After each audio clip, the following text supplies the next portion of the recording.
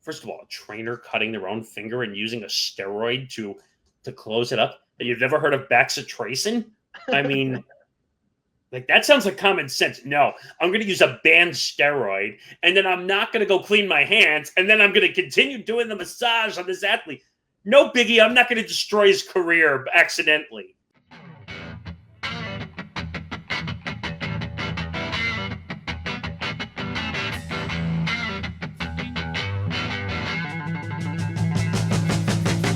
Welcome to episode 281 of Empty the Bench here on the Empty the Bench podcast network presented by Playback. He's Anthony Balester. I'm Nick Morgasen.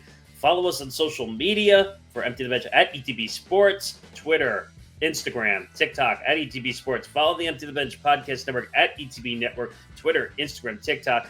Follow our YouTube channel, which is now 30 subscribers away from 1,000 at youtube.com/ETB Network. Make sure to like and subscribe. It helps. It helps our numbers. We do more things. We have some ideas in the works. Help us out there. If you can't listen, watch on the video side, listen to Empty the Bench wherever you get your podcast. Apple, Spotify, you know the deal. It's on all the platforms. And Empty the Bench is presented by Playback. We've been doing a lot on there.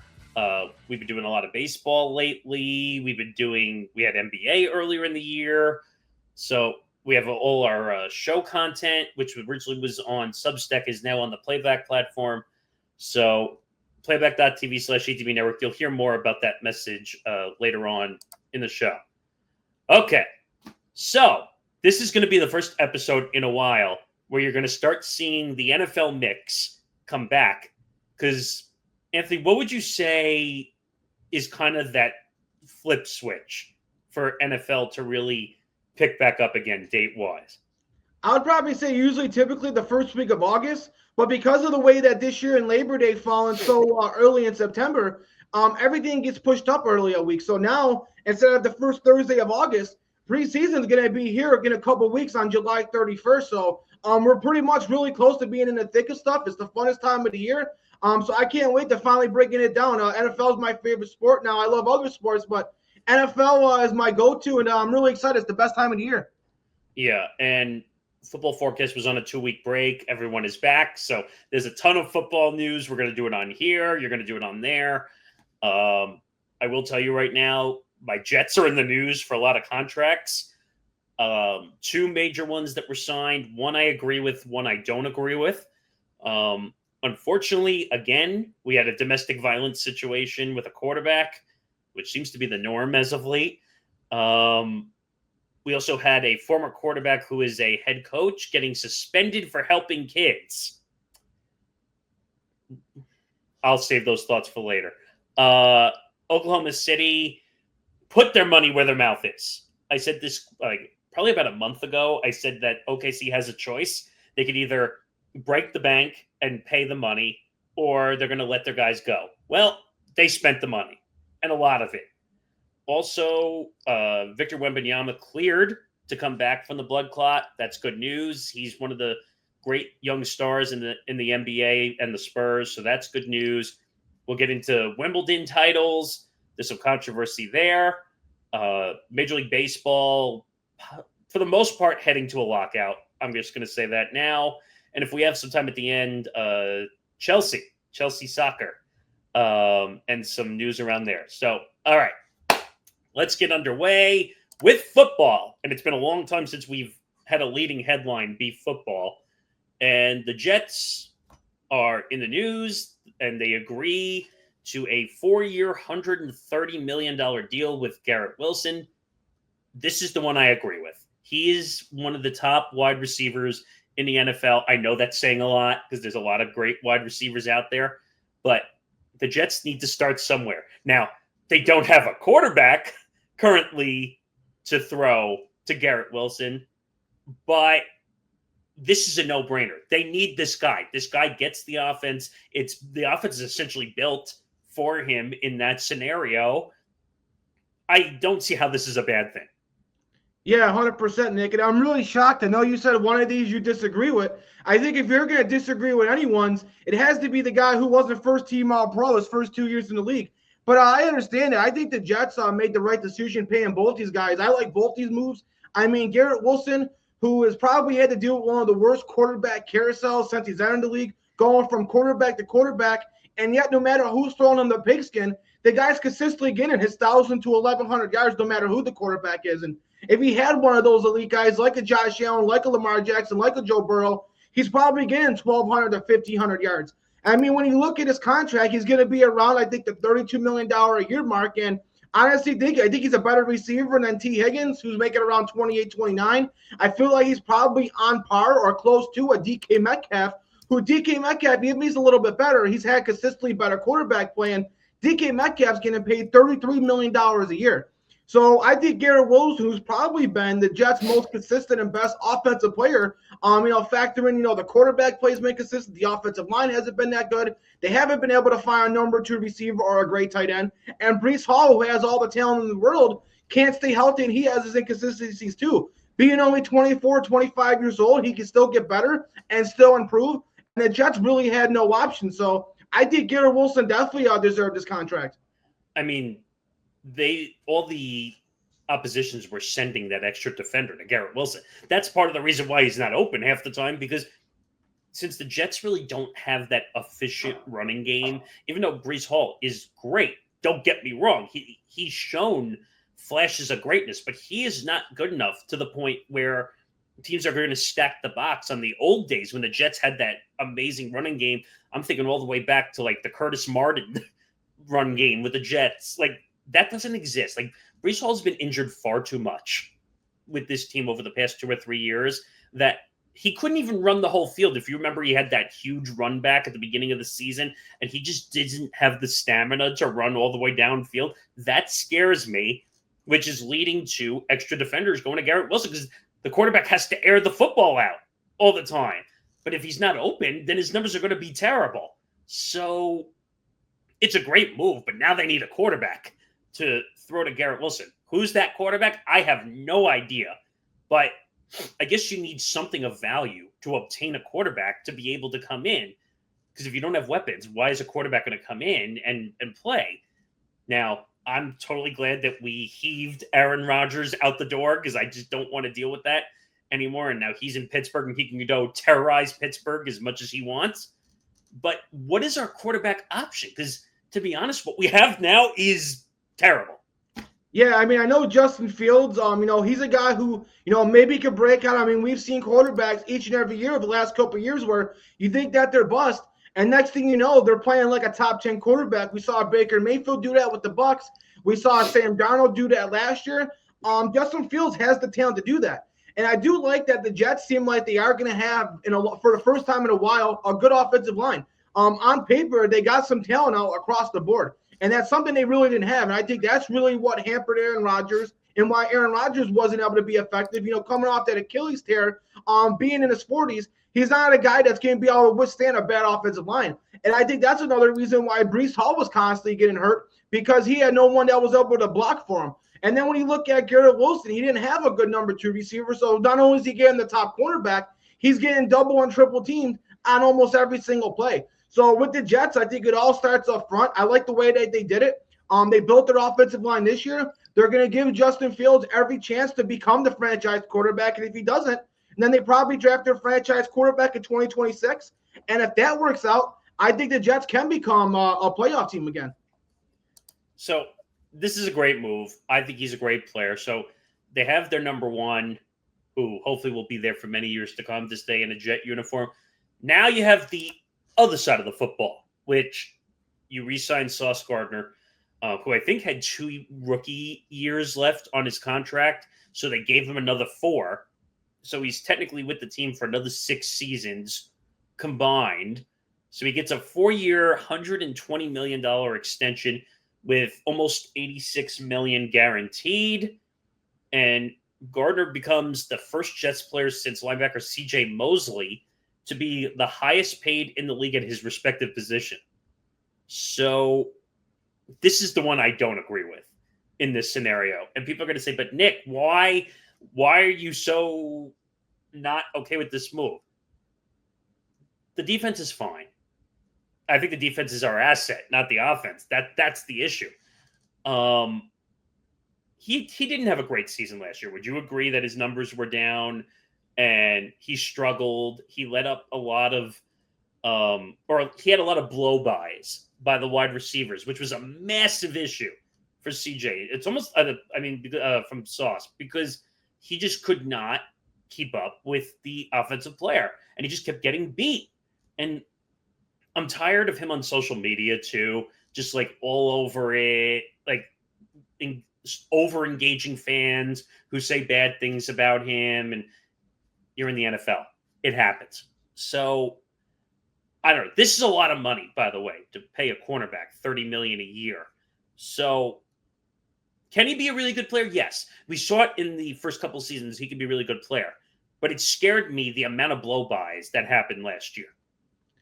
Yeah, I like this deal actually better than the Garrett Wilson deal. I mean, Sauce Gardner came right in and was a first-team All-Pro as a rookie, and then followed up again with another first-team All-Pro in his second year. And cornerback is probably the second hardest position to play other than the quarterback of the team. So cornerback's a very tough position. I mean, even the top guys in the world have down years. I mean, that's just the nature of the game. I mean, if you look at, who's the best cornerback each and every year, it changes. It's not like the quarterbacks where you got the same top four every single year battling it out. Cornerbacks are a very tough position. Even the guys who are top five are going to get burned once in a while because they're playing against the best players in the world. And I think just as a whole, the Jets defense was all bad. A lot of their players kind of had a down year. They did fire Robert Saleh, and Robert Saleh was a guy who was coaching up that defense before. And Sauce Gardner was a guy that right when he came in on the team, their defense really flipped the switch. His first 2 years, they were one of the top defenses in the league. And I don't think it's fair, based on one bad year when everybody else on defense had a bad year, that shouldn't negate what he did in his first 2 years. And, I think, when you look at other cornerbacks, you look at a guy like Derek Stingley Jr., who came in the league the same year. Sauce Gardner was significantly better than him his first 2 years. Now, Derek Stingley Jr. was better than him last year. But, I mean, for Derek Stingley Jr. to get $30 million when Sauce Gardner, significantly outplayed him, having two first-team All-Pros, Sauce Gardner has to get paid at least the same amount, if not a little bit more. And I think that's why his contract is slightly over $30 million to surpass Derek Stingley. And then when you look at other corners that got paid, J.C. Horn, a guy who had a lot of injuries, had one elite season, he's getting paid $25 million a year. So it's really just the market and where these guys are. And I love Sauce Gardner. I think right now, behind Patrick Surtain, who won Defensive Player of the Year, he's in the conversation for the second best corner in the league after what he did the first 2 years. And now that they got Aaron Glenn in there to coach the defense, I think he's going to get the best out of Sauce Gardner, and we're going to see Sauce Gardner and that defense go back to the way they did play in 22 and 2023. I mean, Sauce Gardner is, between him and Quinton Williams, the best player the Jets have on defense. So I love Sauce Gardner. He's tall. He's got a lot of athletic ability for the position. He can run with the best of them. And, yeah, he got burned a little bit, but I really don't think that this should negate what he did the first 2 years. I love Sauce Gardner, and if I could have any corner in the league, I would pick Pat Surtain, and I'd probably pick Sauce Gardner second. I mean, don't get me wrong. The Jets' defense is the reason why they stay in a ton of these games over the years. It's not the offense, because the quarterback situation has been a carousel of progress the last couple of years. But I want to see him play better and just stay off the social media and just focus on football. Because I agree, he could be a phenomenal player if he just focuses on football and on the field and worrying about being the best cornerback in the league, which he can be. Last year, I was a little turned off just because he seemed distracted or on social media or did all these things. But I like the moves. I like the Garrett Wilson move more just because it's tough to find good wide receivers these days. So I would say it's probably even harder to find a great corner. In the NFL, there's probably more great wide receivers than there are great corners. Well, I'm talking about from a proven standpoint, it's hard to find a good wide receiver. There are plenty of wide receivers. You're right. But I'm saying to find a proven one that can catch the football. And we saw, I think it was last year, he had that acrobatic one-handed catch. I forgot who that was against, but that catch stood out to me. Like, this guy can catch football. He's got good hands. So. And Nick, wouldn't you say that if the Jets didn't pay either of these guys the money, someone else probably would have paid the same or if not more money for these guys if they would have hit the open market. So, and I think both these guys were, top picks. Sauce Gardner, I think, was the fourth pick in the draft. I think Garrett Wilson may have even been, I think, the 10th pick in the draft. I think they were drafted the same year. So it makes sense to pay both guys at the same time. Agreed. But like I said, you're missing one piece that glues this whole team together is a quarterback. And I don't think Justin Fields is going to be the long-term solution, to be quite honest. They're probably going to have to go draft a quarterback at some point or trade for a quarterback. Not that there's very many tradable quarterbacks right now. But I like that they're trying and that they're spending money at least to put a team together on the field. Now, I don't know what their ceiling is yet, to be quite honest. I still think they're close to a 500 team, maybe under it a little bit, but I don't know. I mean, you might disagree with me on that, but I don't know. I'm still not sold. I feel like I'm being sold a bill of goods still a little bit. All right, moving on to, unfortunately, the norm in the NFL. We have domestic violence news out of the NFL, and this is the Browns' backup quarterback or on the depth chart. He's their rookie running back who they drafted in the second round to replace Nick Chubb. Quinshon Judkins, I think is how you pronounce it, was arrested on domestic violence and battery. Do people not learn from prior situations that go on in the NFL? Like, it's very simple when you're an athlete. Now, that's going to sound ridiculous, what I just said, but what I'm talking about is it's very simple to remain an athlete in a professional league. Don't do something stupid. Don't have a gun. Don't DUI. Don't domestic violence. Just be a human being when it comes to being a professional athlete. Don't do dumb things like committing domestic violence and battery, and his career could be over before it starts. Yeah, and I know, we don't know the whole story. We don't know what went down, if he was provoked. But at the end of the day, when you're an athlete and you're someone that has a lot of cachet and someone that's looked in the limelight, you have to be able to just walk away in these situations. Normal people, yeah, maybe these things can get swept under the rug. But when you're famous, these things are going to get put on ESPN and all over, social media. And when you're a guy who hasn't even played your first down yet in the NFL, you're trying to earn everything. Especially for a guy who wasn't even a first-round pick. He was a second-round pick. And right now, he hasn't even signed yet to his contract. And right now, the NFL is going through a huge, scenario where a lot of second-round picks aren't signing. Typically, most, all first-round picks get guaranteed contracts. Typically, second-round picks don't. Well, the first two second-round picks that signed, Jaden Higgins from the Texans and others, got full guaranteed contracts. So now that's setting the trend to where now all second-round picks now want a guaranteed contract. So now the NFL has a scenario where 30 of the 32 second-round picks are about to hold out a training camp, so they get the full guaranteed contract. And now you get a guy like Quinshon Judkins, who was a part of that assembly of those guys. There's no way he's going to get a guaranteed contract. At this point, he'll just be lucky to get the normal second-round pick contract. And this is a guy who had so many opportunities. He was going to get the opportunity to come right in, be their bell cow running back, lead the team, be starting as a rookie, and then possibly get a fully guaranteed second-round contract.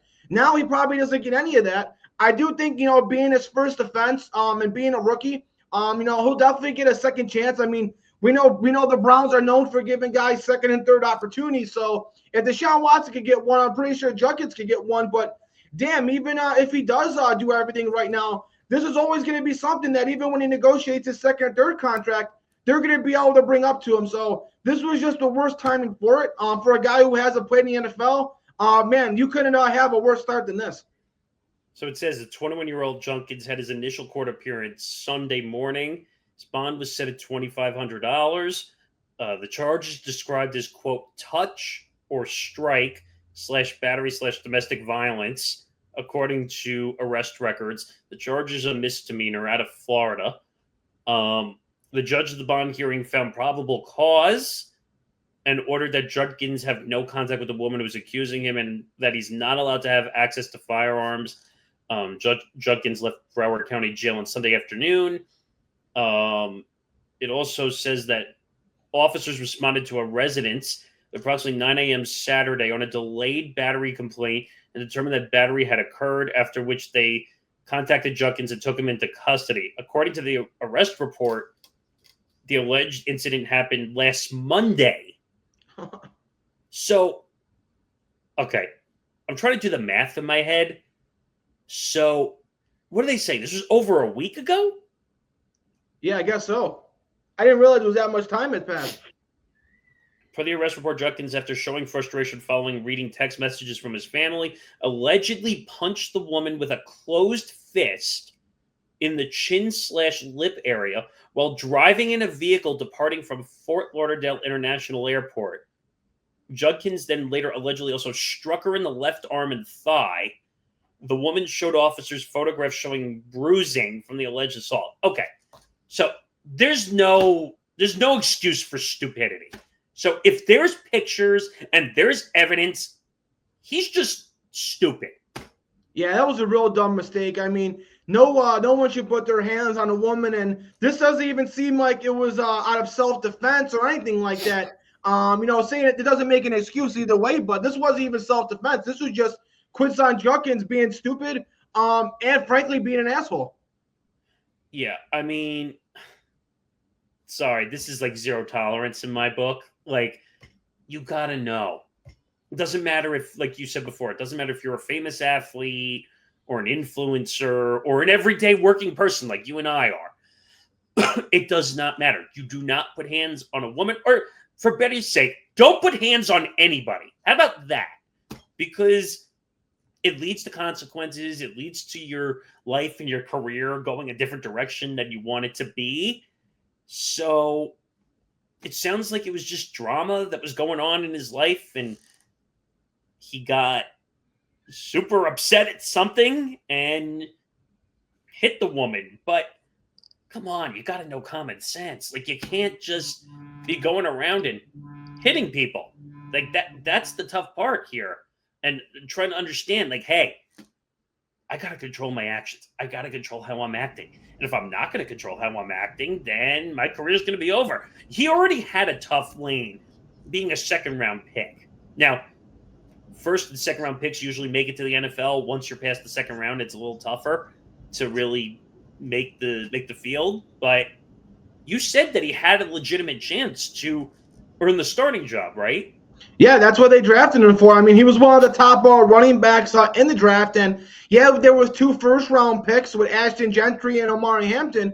But we've seen running backs. If you're drafted as a second-round running back, that's pretty much the equivalent of another position like a receiver or quarterback being drafted in the first. Since running backs aren't a huge value position, a second-round pick is a very high pick for a running back. And the Cleveland Browns, for the last 2 years, have been trying to find that successor for Nick Chubb. And Quinshon Judkins, playing in Ohio State, playing right in the Cleveland Browns' backyard, not that far from them, was supposed to come in and be the starter there. And now he's going to be probably losing a lot of first-team reps. And now he's not going to get the fully guaranteed contract like a lot of these other second-round picks are trying to get. I mean, if you had to put a percentage on it, what percentage would you give that we might hear in the next couple days, he's released and he's gone? I'd probably say about a 1% chance. I don't think that they're going to release him after one mistake, especially since he spent a high pick on it as a running back. I do think he'll get that second opportunity, but I definitely think he's going to get suspended. I know the NFL, sometimes they do wait a year and they get the suspension a year after, but with this being so egregious, he might get suspended, and that's valuable gains and valuable reps that he's going to be missing as a rookie. So now it's going to already put him behind the 8 ball, and I think this definitely takes away his guaranteed money. He probably doesn't get the start as quickly as he probably would have liked. And who knows how long of a suspension he's going to get. He might have to basically have a redshirt rookie year and then maybe has the second year as his actual rookie year. I mean, I guess the other question I'll ask is, why are we having such a epidemic of domestic violence with quarterbacks? Now, I don't know if it has to do with, I'm not saying it has to do specifically with the position itself, but why are we having such a domestic violence issue in the NFL? Do you have any thought or idea or why this is going on? Yeah, I really can't explain it. I mean, I know there's theories out there of the CTE affecting these guys' brains and decision makings, and maybe that's why it happens. Also, the NFL is a very physical and aggressive sport, and a lot of the people who excel at these sports are probably really aggressive and outspoken people, who people that probably have short fuses. But I still can't explain it. I mean, whether you have CTE or whether you're an aggressive person, it still doesn't give you the right to, put your hands on anybody. So I can't explain it. There's really not an explanation for it, to be honest.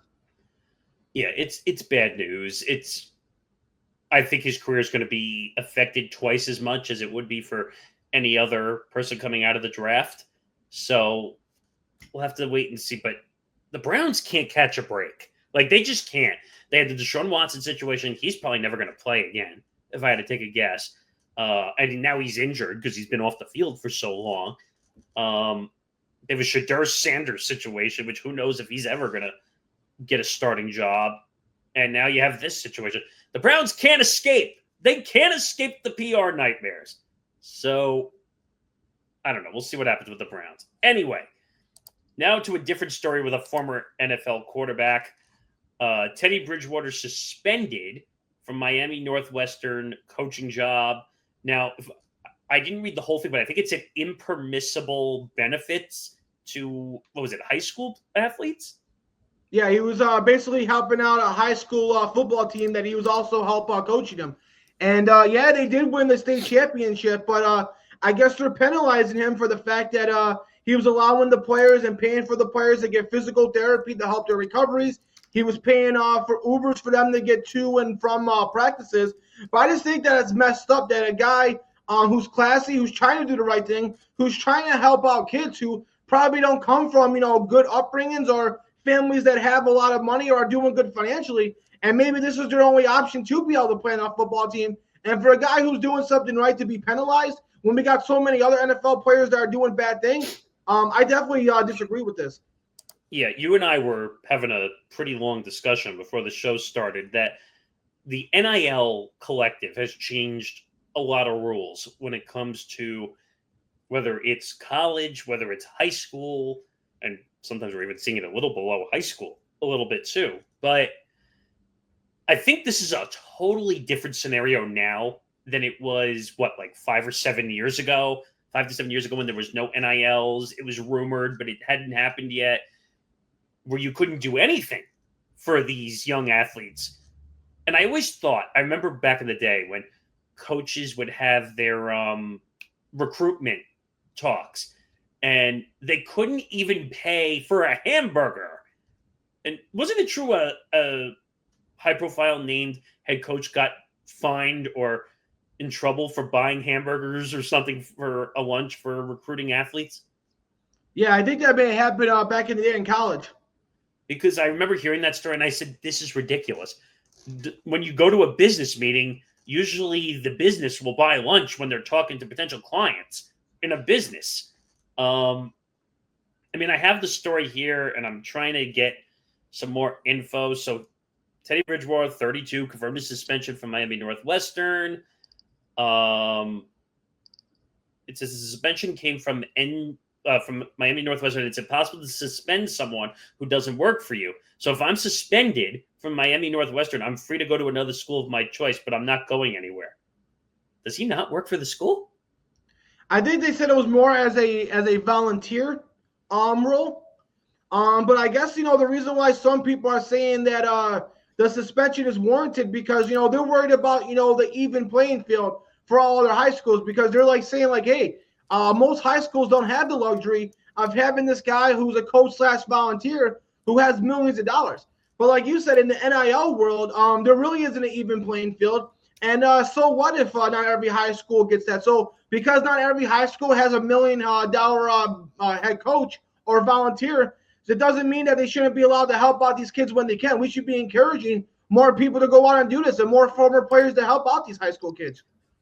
Yeah, I don't know 100% how to feel about this, because people are bitching and moaning because they're saying, like you were saying before we started recording, well, they have a former quarterback who has millions of dollars and they can help the kids, unlike someone who's not a former player. So, what's the point? Like, I said this to you before. If former NFL players are willing to spend the money in a positive way to help athletes, I don't see what the problem is here. Yeah, absolutely agree. Like, if anything, we should be doing the opposite. We should be awarding and applauding him and encouraging more people to do this. So Bridgewater posted earlier this month on Facebook that he paid for Uber rides, meals, and recovery services for his players last season. He asked fans to donate to help cover such expenses this year. Why is that? Because he got in trouble for putting his own money to helping young athletes who want to succeed in professional sports. Like, I don't see the problem here. I mean, there's so many bad things that these NFL players could be doing with the millions of dollars. This is not a bad thing, last time I checked. Yeah, I definitely agree with you, Nick. I don't know if some other, high school teams in the state were jealous that the fact that this team won the state championship and we're just looking for any reason to penalize the team for winning it, and probably just looking for excuses of why this team won and they didn't. So you got a lot of, jealous and hurt other teams. But, just because of that, you shouldn't penalize him for doing a good thing. Yeah, I mean, I don't know. It bothers me because basically you're saying, oh, I don't want former players to spend their money. I don't want them to help athletes. I don't want them to This is so, like, bizarro world in a lot of ways. He said in the post confirming his suspension that he self-reported the payments to Miami Northwestern. So he's doing all the right things, by the way. So he's reporting that he's paying. He's helping these athletes. And then it says the Florida High School Athletic Association confirmed to Rivals on Monday that it is gathering more information. What information is there to gather? Yeah, he seems to be compliant. Yeah, Bridgewater's compliant and trying to do the right thing the best that he can. So I really don't like how they're trying to drag his name down the gutter and try to make him look like he's a bad guy when, like you said, with all these bad things these other NFL players are doing, this is something that we should be, commemorating. Yeah, so now the thing I'm still not getting 100% is because he's claiming that he doesn't have a job technically with the high school. So how can he get suspended? I agree with him, by the way. Actually, how can you be suspended from a volunteer job? I mean, technically you could if you're doing bad things and maybe they don't want you there anymore, but I don't know.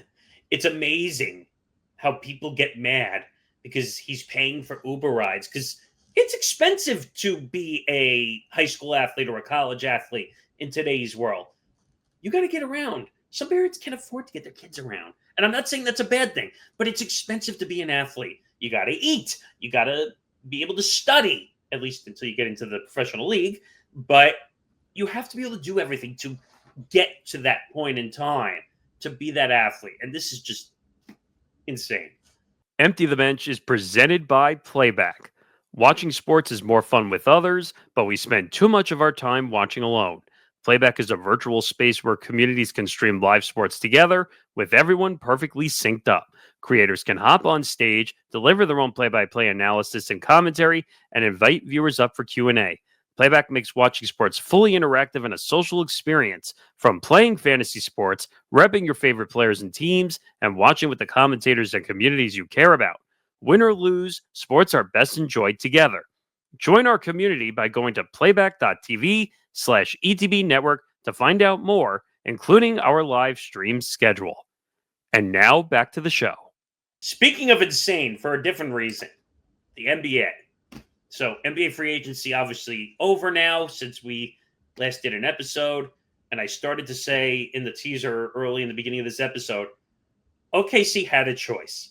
Either they were not going to spend the money, or they needed to be all in and they were going to pay over the apron, which is essentially what they did. They spent $822 million this offseason, which has to be a record, by the way. So Chet got a rookie max extension, and I think Jalen got a rookie max extension, right? So, And I think the Jalen Williams contract could be as much as like 287, I want to say. I'm going based off some of the numbers I had in my head when I read the story. Chet's, I think, is 250. But wow. Like, this is the first time in a long time I've seen a team, actually, would you say since Golden State, probably, that said we're going to put our money where our mouths are after winning a title? Yeah, I mean, the Celtics, did something very similar as well, but they were able to get out of some of those contracts through trade. Now, their OKC is extending all their young guys. They're showing that they want to keep this core of 3 players. And if these guys stay healthy, this is a team that can continue to compete.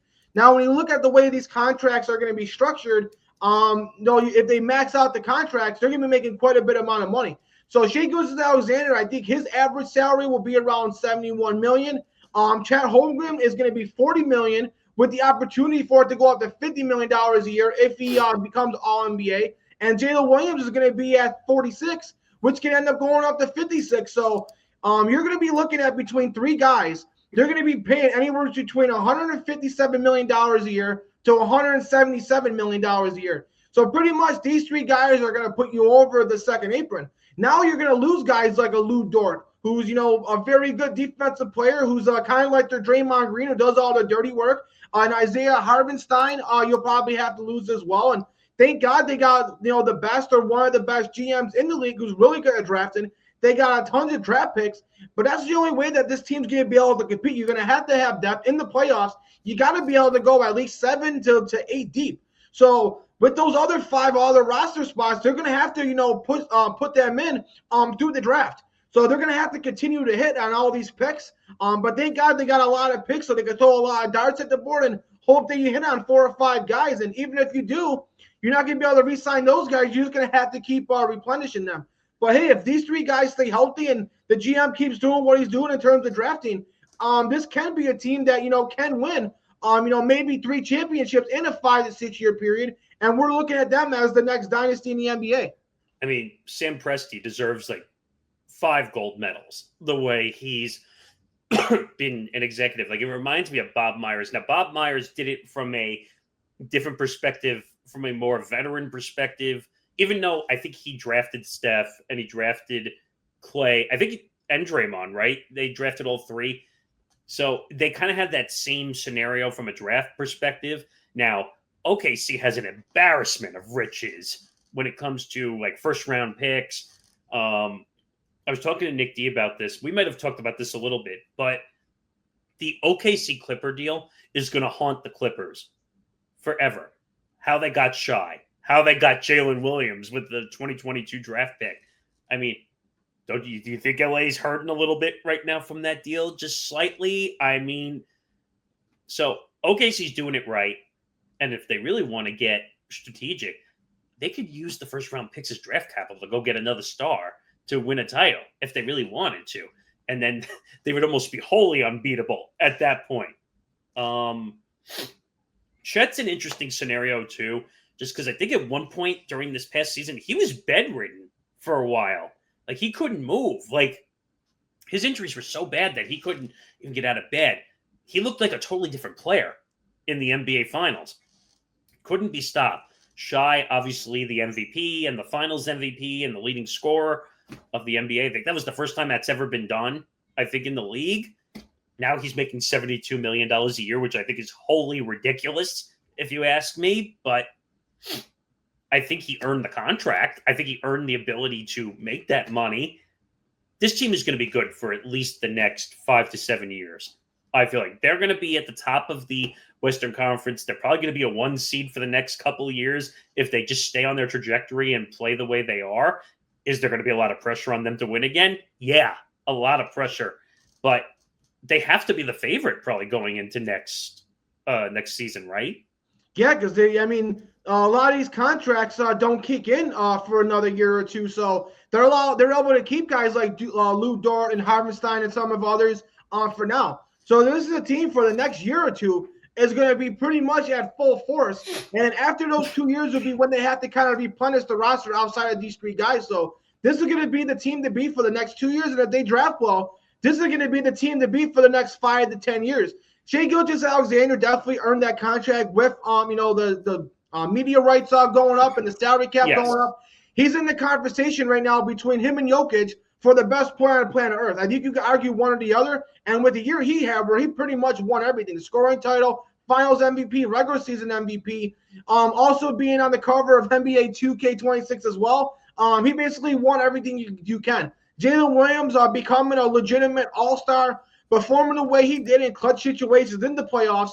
He proved to be one of the best co-stars and one of the best second options in the NBA. Now that Holmgren one, maybe right now he's not worth that 40 to 50 million, but I think in a couple years when he reaches his full potential, he can be worth it. I mean, they drafted this guy to be the second option. Now they ended up being Jalen Williams, but they do hope that someday Chet Holmgren could be like an Evan Mobley is for the Cleveland Cavaliers. And if he puts on more muscle, if he can find a way to stay healthy, Chet Holmgren will be that. So he's the one contract where you probably got to have a little bit of worry. He's the one guy who probably hasn't earned it yet, but I do think he will earn that contract, and by the end of it, no one will be regretting it.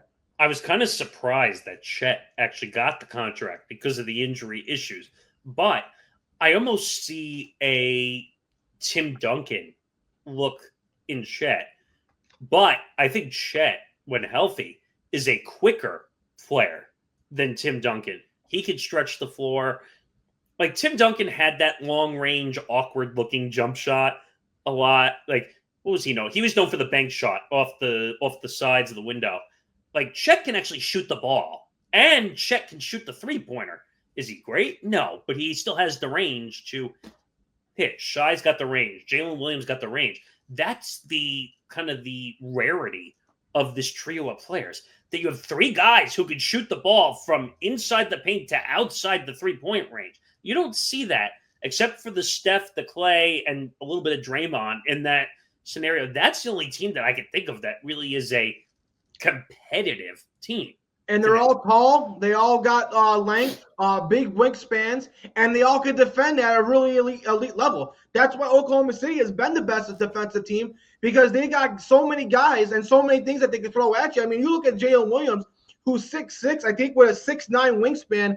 He can defend, really well. Shai Gilgeous-Alexander is one of the best two-way players. And you look at Chet Holmgren, who's like 7'1", with like a 7'7" or more wingspan. I mean, he's a huge rim protector. I mean, nothing really gets past him. So when you add three guys who can help you on both sides of the ball, that's how you win in today's NBA. Yeah, this is going to be an incredible team. They are going to be a force to be reckoned with, like I said, for the next 5 or 7 years. And I can't really find a team right now that could beat them, to be quite honest. I don't care. There's LeBron and Luka. I don't care. Like, first of all, who knows if the Lakers are even going to be together next upcoming season. Milwaukee, they just dismantled that. The Pacers, they just dismantled that, and they have injuries.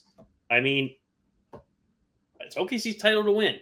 I think that's pretty much that scenario. Other NBA news, Spurs star Victor Wembanyama cleared to return from a blood clot situation. Apparently he had this before he came into the NBA. It just wasn't really talked about. They shut him down early on, if I'm not mistaken, right? Yeah, they didn't want to take any risk with it, the future face of the league. Why risk it? You probably weren't going to go nowhere in the playoffs. You might as well try to catch this early, because that's the most important thing with blood clots, is catching early.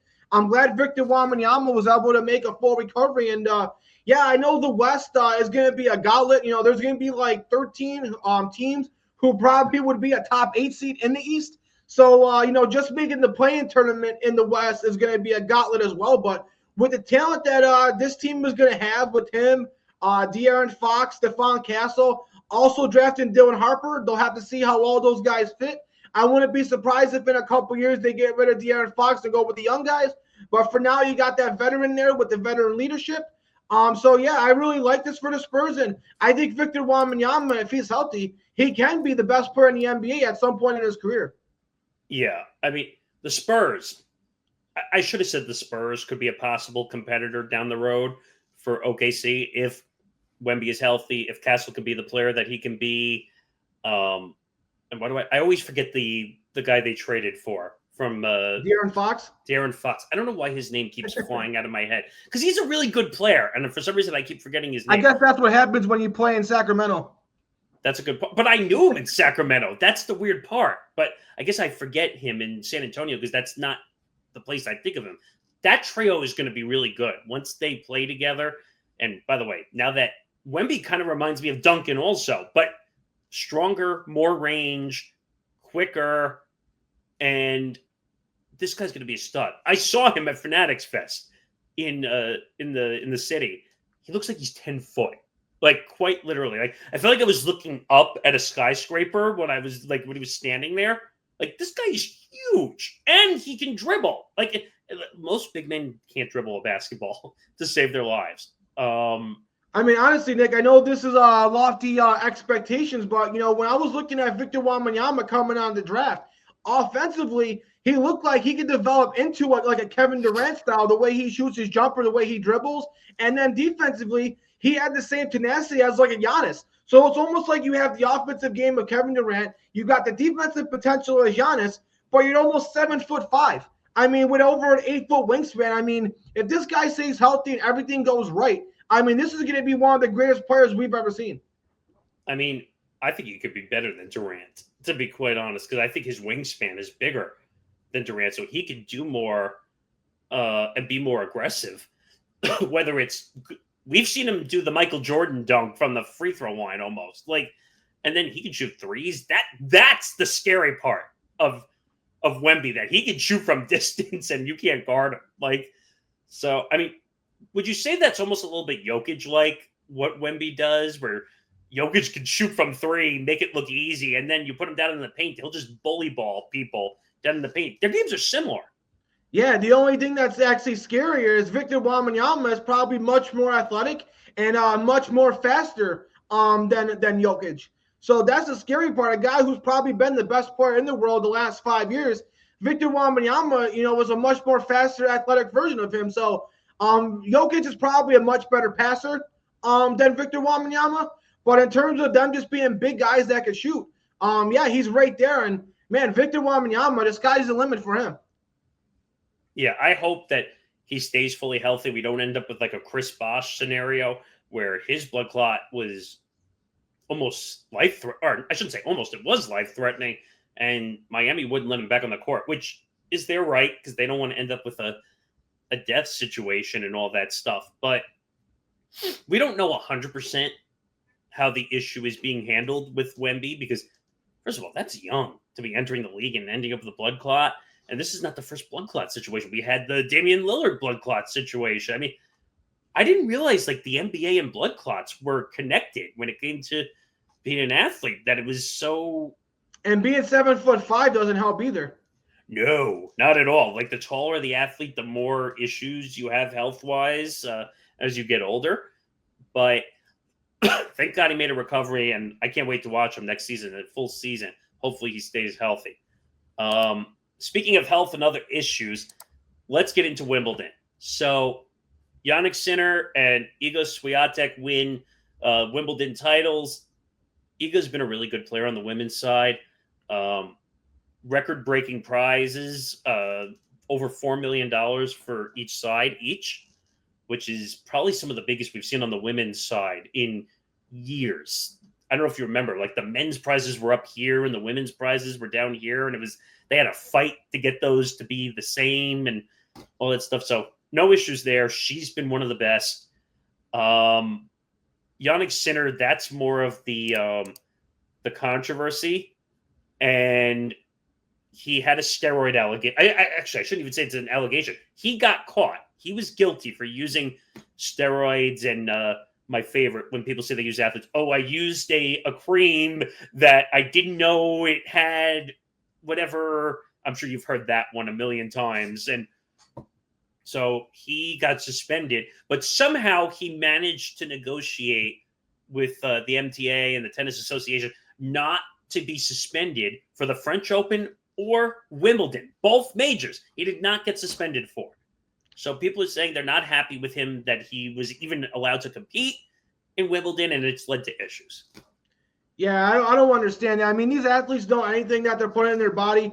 And they always have some excuse like, oh, I ate some Mexican food, and it's always something that they come up with. And for him to not, get suspended as that long and be able to participate, I mean, typically in most sports, it's usually 6 months to a year. I mean, I know when this happens in the UFC, they don't care whether if it was accidental or not. Usually it's a mandatory 6 months to a year, and that's usually how it is for most sports. Now, if he had served a year's suspension and then came in and won, that would make sense because then like, hey, he's got a year of being clean.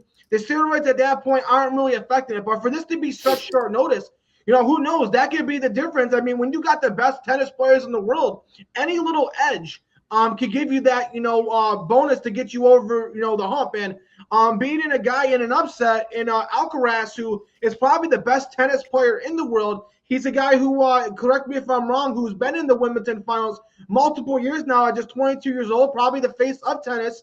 For him to lose on this upset, who knows? The steroids may have played a factor since he didn't get the year's suspension, and we don't know if those steroids were completely out of the system by then. Now, I want to just rephrase one thing.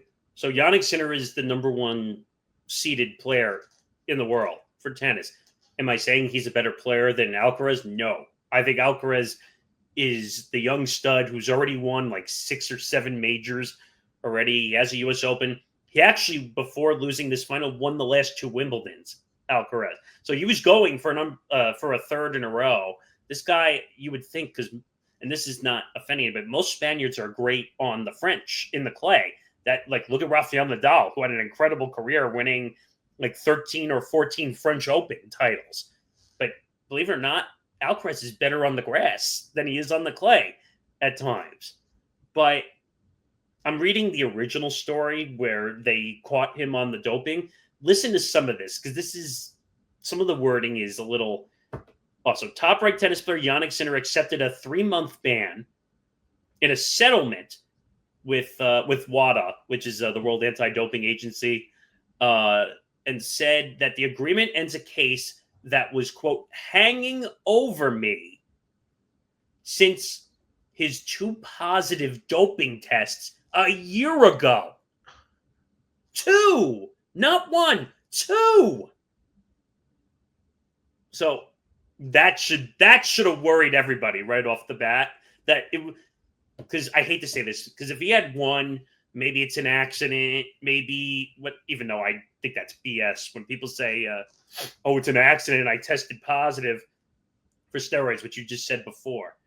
So WADA, which was seeking to ban the 3-time Grand Slam champion from the sport for 1 year, had challenged the decision last year by the International Tennis Integrity Agency not to suspend Sinner for what they judged was accidental contamination by a banned anabolic steroid. I'm sorry, accidental contamination? I didn't realize this was twice. I mean, I was thinking, hey, give the guy a second chance, but now we're talking about giving the guy a third chance. It's like, fool me once, shame on you. Fool me twice, shame on me. I mean, no, but the phrasing accidental contamination, that's like if I accidentally poured a liquid into another liquid and I accidentally contaminated the taste of it. That's accidental contamination. I didn't know you could contaminate steroids or anabolic steroids unless you're mixing stuff together, which I guess you technically could, depending. I guess if you're making like an energy drink and you're dropping all these supplements and stuff in it, I guess that could be contamination. But here's the Sinner explanation. Trace amounts of clotestable, which I'm sure you've heard that one before. That's a very common banned substance that athletes try to get away with. The trace amounts of clotestable in his doping sample were due, and you're going to laugh at this partially, and I did too, due to a massage from a trainer who used the substance after cutting his own finger. Excuse me? Yeah, that doesn't make any sense. And honestly, Nick, I think this gives a bad precedent to other tennis players, because now if you're another tennis player, why not do the steroids now? Why not take the risk? I mean, if you're able to do it once or twice and be able to still compete in the biggest tournaments of the year, this is going to encourage other people to say, hey, I can get away with breaking the rules once or twice. That's bizarre. I mean, I'm trying to read through the rest because this was the original story. First of all, a trainer cutting their own finger and using a steroid to close it up. And you've never heard of bacitracin? I mean, like that sounds like common sense. No, I'm going to use a banned steroid, and then I'm not going to go clean my hands, and then I'm going to continue doing the massage on this athlete. No biggie. I'm not going to destroy his career accidentally. It says the timing means a 23-year-old Italian won't miss any Grand Slam tournaments, the French Open, and so on and so forth.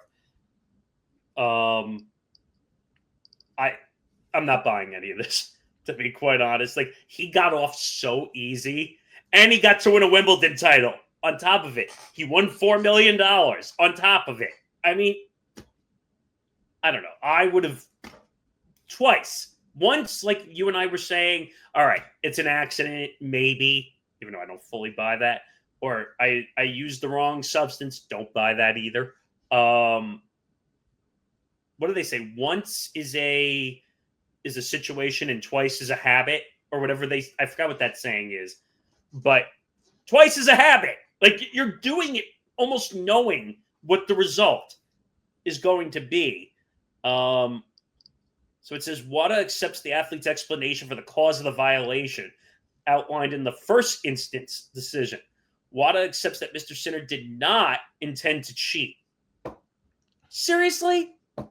With that bogus story, I mean, there's no way this wasn't, intentional. I mean, if that's how the story went down, that makes absolutely sense. Like, why would a guy cut his finger, and instead of just putting a Band-Aid on it or putting something else that a regular person does, he's going to put a steroid in it and then give a massage to a high-profile athlete who's already got a history of doing steroids before. So that's just too many coincidence for this not to be, bogus.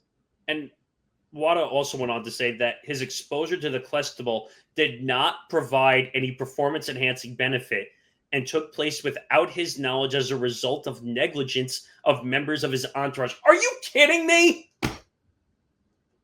Really? So they're saying that they believe that it was negligence on his people.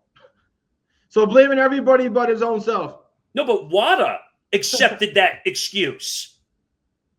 You would think they would know better, right? Like, you and Zan talk about WADA probably all the time on Outsiders, right? Because of the testing pool that the fighters go in and out of, right? Yeah, I mean, like I said, the UFC, I mean, thank God this guy is not in the UFC or any other sport, because the UFC is a no tolerance. I mean, they'll suspend you 6 months minimum, even if it was your first, mess up, or if it was accidental. They don't care. Because if I remember correctly, like, I just saw John Jones, and you might have talked about it on Outsider. He re-entered the testing pool. Just not a testing pool, yes. And I think, and I'm sure you're going to talk about this, Zan just told me that Connor just re-entered the testing pool also. Now, like you said, UFC has a zero tolerance policy. Doesn't it take like weeks or even months to get fully approved back into the testing pool?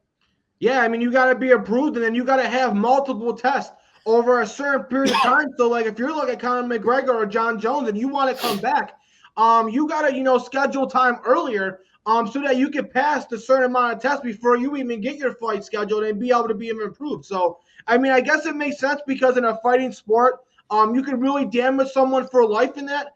But still, fairness is fairness, and that should be applied to all sports. Yeah, I mean, it's scary to think that the UFC actually handled something better than somebody else. Don't get me wrong. The UFC has a lot of rules, and they handle all this stuff. But to see what they're doing in tennis, where they're accepting an excuse of an entourage being dumb. Now, doesn't the UFC have a very similar situation to like a tennis player, since it's a single person sport? They have full entourages. I mean, can you think of something like stupidly in comparison where an entourage person at UFC fighters camp could affect a fighter not fighting? I mean, the only time I could think of it was when you had the Conor McGregor and Khabib fiasco, where you had people of his entourage trying to fight people of Khabib's entourage. But that was just animosity. That just kind of, helped build up the fight and show how much that these guys were against each other. Now, I know Conor McGregor took it to another level, storming the bus and ended up going to jail for it. But it really didn't end up affecting. The fight still went on. There was, no real hard suspensions that were long term. So for something like this to blame your entourage really doesn't make sense in this case. Yeah, I'm not buying it. We've seen issues with steroids in baseball, which has been a huge problem. People are getting suspended 80 games. That's why they had to raise the rule over the years in Major League Baseball, because they were only giving 15, 20 games, which is really nothing in the scheme of things. Now they made it 80 games first offense because you're going to lose half the season right off the bat if you get caught. NBA, you don't really see it as much. NHL, I don't know. You would know better about the NHL than I would. Soccer, I don't know. Basically, it's tennis and baseball and maybe some NFL from time to time, too. But this is terrible. Like, I think WADA's kind of a little bit of a politically incorrect organization. Partially like, oh, we'll let the athletes go so we don't destroy it for everybody to watch. But it's all about the ratings and the money. Even though that's really not WADA's role in this scenario, they're supposed to make sure the sports are clean. That's what WADA's job is, not to worry about whether the athletes can play, whether they're worth, whether it's worth the money or the accolades or the fame. This is why baseball had a huge problem, and they had that huge hearing back in 2003, 2004 when they revealed the list, because that list was not supposed to be revealed. That was supposed to be what they call a get out of jail free testing list, just so they could get it out in the open. But it got exposed, and then it led to more issues in Major League Baseball, and now players don't really try it anymore. So I'm happy for Swiatek. She deserved to win. She's been really good. I think she's number one in the world also. But I didn't think we would find this much controversy out of tennis. I really did not. Quickly, let's do one more story. The MLBPA opposed to salary cap after the CBA ends in 2026. I'm just going to say this now. Expect a lockout from Major League Baseball. Yeah, this has been a trending topic as far as I've known baseball for, where, they've been wanting to implement a salary cap. I mean, there's a salary cap in pretty much all, the major North American sports. It allows parity. And I know a lot of teams don't want to have a salary cap because there's certain teams that like to just collect a check and they don't like to spend money. So I think what they should do is have a salary cap while also having a salary floor where the teams that don't want to spend money have to spend money. And then it allows all teams to be able to compete instead of having the Dodgers or the Yankees be able to just buy top player after top player. It really don't make sense to me, and I really think baseball should have a salary cap because look at what it's done for the NFL with them having a salary cap. They didn't have one in the 80s, and then they didn't get one until the 90s, and ever since they got one, we've had a lot of parity in the NFL, and now you look at the NBA with all the parity that we're having, the way they structured their second apron, so I think it helps the sports, not hurt them. Yeah, I mean, salary caps help you structure. They help you do things. It stops the big teams on the top from constantly being allowed to spend the money. Remember in baseball, the big bad Yankees, the George Steinbrenner's Yankees, who would just spend the money on every big name player that was given the ability to go out and get a big deal. It was either the Yankees, the Red Sox, the Dodgers, and the Cubs. Look at the Dodgers, which we've talked about over the last month.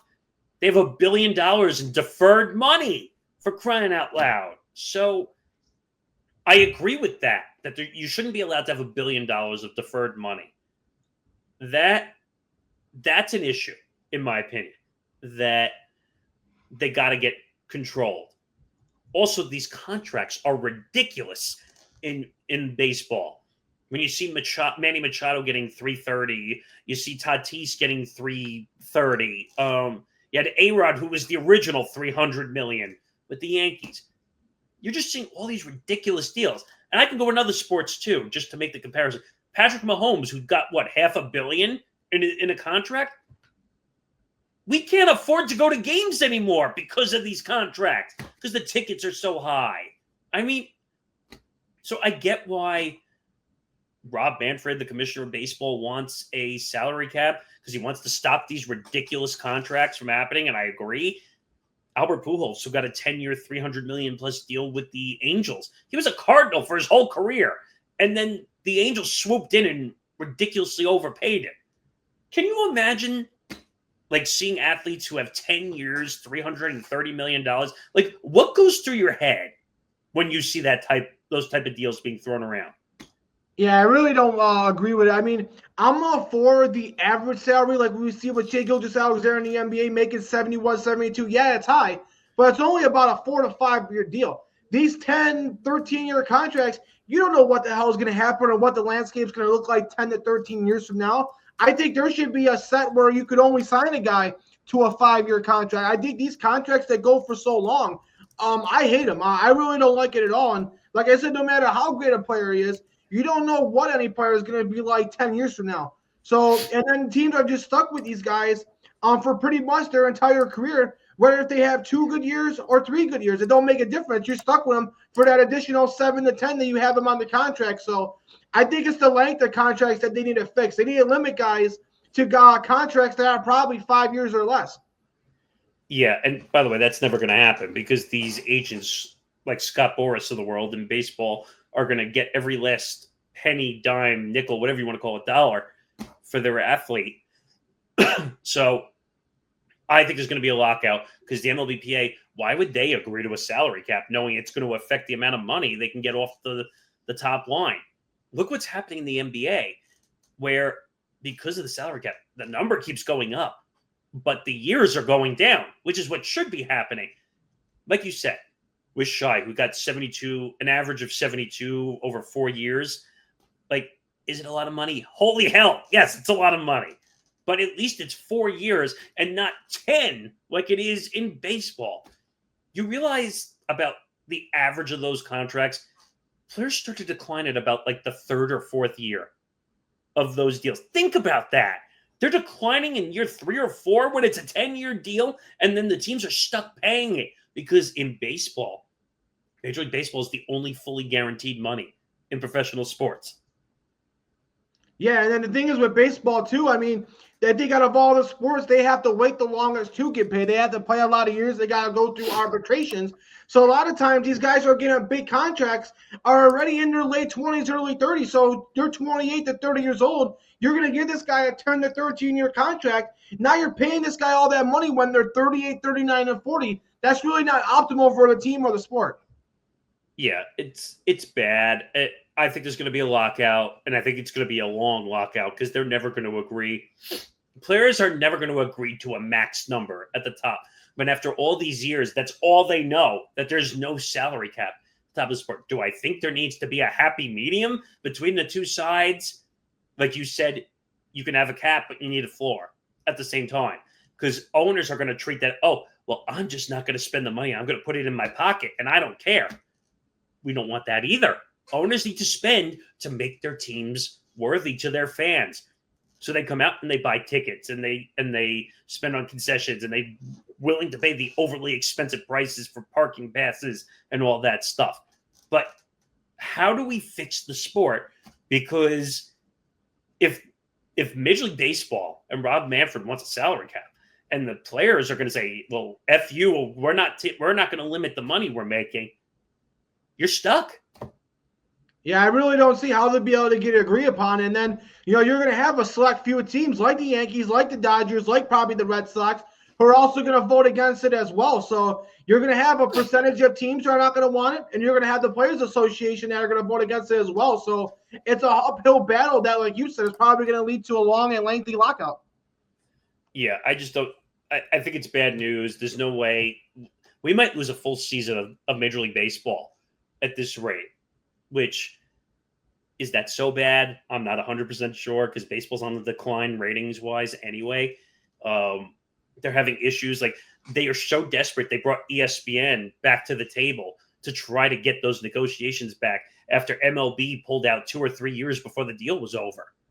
So they got to figure it out. But I don't know. We'll see what happens. But that'll do it for this episode of Empty the Bench, episode 281. Make sure you subscribe to our YouTube channel, youtube.com/ETB Network. We are 30 subscribers away from 1,000. Please hit the button below if you're watching on the video side. If you're not, youtube.com/ETB Network. Go over there, hit the subscribe button. Every little bit helps. Listen to Empty the Bench wherever you get your podcasts as well. Spotify, Apple Podcasts, so on and so forth. You know the deal. And Empty the Bench is presented by Playback. Check us out on there. We're doing all the All-Star festivities coming up for the WNBA. We just got finished with the MLB All-Star game. So we have a lot of that coming up as well. Playback.tv/ETB Network as well. Anthony, anything else left to say before the episode concludes? Yeah, I just want to say, for fight fans out there, we got a great fight weekend with the UFC 318. Dustin Poirier's retirement fight against Max Holloway. Two guys that like to duke it out, go strike for strike. So it's going to be a very entertaining weekend for fight fans as well. So make sure to stay tuned. And also, we got football season coming up, so make sure to check that out as well. Yeah, a lot of football news. Probably in the next week or two, I'll make some announcements on this show to talk about our football shows coming back, football forecast, Forever Power 5, all that stuff. That'll be in the next couple of weeks. Didn't really have time. I really wanted to talk about the Conor stuff, but you guys covered that on episode 121 of the MMA Outsiders. All I could say is Conor McGregor was a little too show-offy to be to be honest. Wants to be the president of Ireland. It's pretty crazy. Can you imagine? I'm the president of Ireland. I'm just like, oh God. Like, I don't know. And now he wants to be back in the Ashada pool because he wants to fight. Anyway, we're out of time. So that'll do it for episode 281. He's Anthony Balester. I'm Nick Morgasen. We will see you next week for episode 282 of Empty the Bench. Have a good day, everybody.